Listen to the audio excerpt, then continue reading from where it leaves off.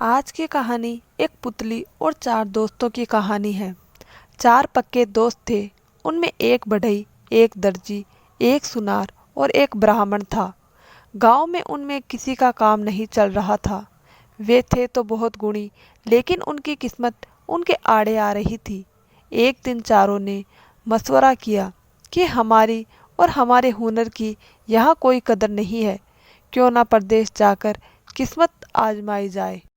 इस बात पर चारों की सहमति बन गई और अगले ही दिन वे चारों निकल पड़े। पुराना जमाना था, उस समय पैदल ही यात्रा होती थी, इसीलिए वे पैदल ही जा रहे थे। चलते चलते शाम हो गई और आगे घना जंगल भी था, इसीलिए वे लोग रात गुजारने के लिए एक कुएं के पास ठहर गए। भोजन के बाद चारों सोने की तैयारी करने लगे। सुनार बोला, दोस्तों, जंगल में जानवरों चोरू चक्कों का आना जाना लगा रहता है। कहीं कोई जानवर हमें खा जाए या कोई चोर हमारा धन ना चुरा ले, इसीलिए हमें एक एक पहर जाग कर पहरा देना चाहिए। सबने कहा, हाँ भाई, ठीक कहते हो, हमको बारी बारी से पहरे पर जागना चाहिए। लॉटरी निकाली गई। पहरे पर सबसे पहले बढ़ई की बारी आई।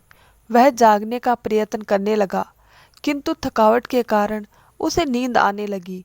उसने सोचा कि कुछ काम करना चाहिए जिससे आलस ना आए।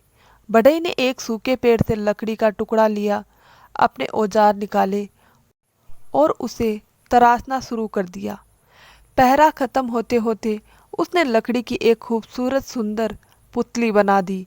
पहर खत्म होते ही उसने दर्जी को जगाया और खुद सो गया। दर्जी ने देखा कि पुतली तो बहुत ही खूबसूरत है।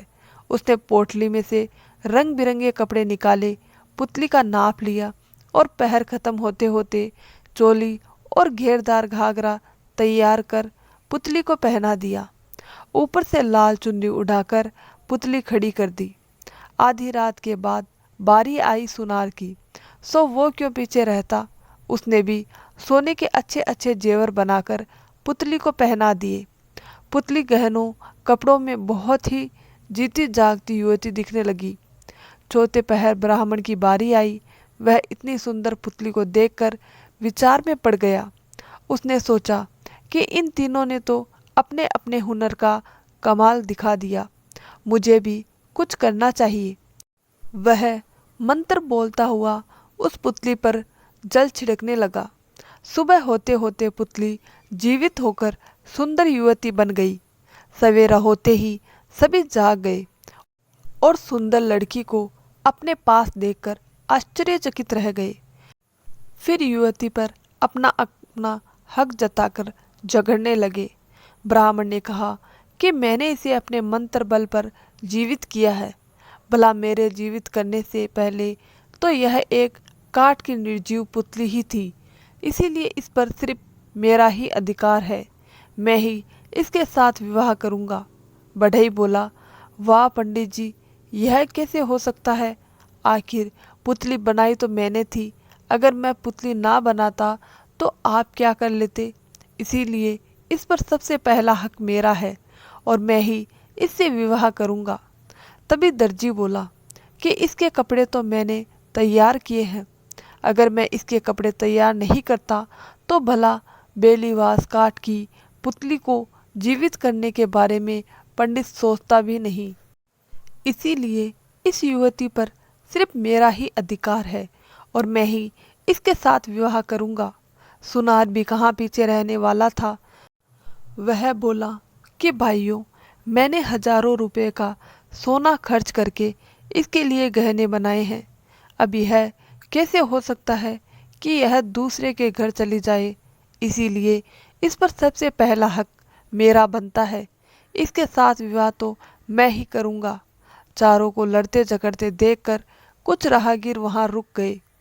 सारा माजरा समझकर एक समझदार बुजुर्ग बोले कि भाई, आपस में क्यों लड़ रहे हो, चलो राजा के पास चलते हैं, वह बहुत ही न्यायप्रिय है, वही आप लोगों का सही न्याय करेंगे।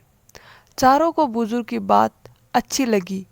वे चारों उस युवती को लेकर राज दरबार में पहुंच गए। राजा ने कहा कि पूरा मामला विस्तार से बताओ। चारों ने बारी बारी से अपने अपने बयान दिए और लड़की के साथ विवाह करने का अपना अपना अधिकार जताया। राजा ने सबकी बातें समझकर अपने गुणी मंत्रियों से सलाह कर फैसला किया कि बढ़ई ने पुतली बनाई और ब्राह्मण ने इसको जीवित किया, इसीलिए यह दोनों इसके पिता समान हुए। भला कहीं पिता और पुत्री का भी विवाह होता है? अंततः इन दोनों में से किसी का भी विवाह इस लड़की के साथ नहीं हो सकता। रही बात दर्जी की, जिसने कपड़े तैयार किए हैं, यह काम मामा का होता है। विवाह पर मामा ही पीहर से भात के रूप में कपड़े लाता है, अतः मामा से भी विवाह नहीं हो सकता। अब बचा सुनार। विवाह करने वाला व्यक्ति ही वधू के गहने लाता है। पुतली को गहने पहनाने वाला सुनार है, इसलिए लड़की से विवाह सिर्फ सुनार ही कर सकता है। राजा का फैसला सुनकर बढ़ई, दर्जी और ब्राह्मण थोड़े उदास तो हुए, लेकिन राजा की बुद्धिमानी और न्याय से सभी बहुत ही प्रभावित हुए। तीनों ने मिलकर सुनार को आशीर्वाद दिया और युवती का विवाह सुनार के साथ करवाकर स्नेह से विदा किया। सुनार और युवती का विवाह पूरे धूमधाम से हुआ और राजा ने चारों को अपने दरबार में सम्मानित किया। बढ़ई को शाही महल की सजावट का काम मिला, दर्जी को राज परिवार के वस्त्र सिलने की जिम्मेदारी दी गई और ब्राह्मण को राजपुरोहित बना दिया गया। चारों दोस्तों की किस्मत सच में परदेश जाकर खुल गई। उन्होंने कभी एक दूसरे से ईर्ष्या नहीं की, बल्कि सच्ची दोस्ती की मिसाल कायम की। दोस्तों, आपको हमारी ये कहानी कैसी लगी, हमें आपकी राय कमेंट बॉक्स में ज़रूर बताइए। अगर कहानी अच्छी लगी तो चैनल को सब्सक्राइब करके वीडियो को लाइक ज़रूर कर दें। धन्यवाद दोस्तों।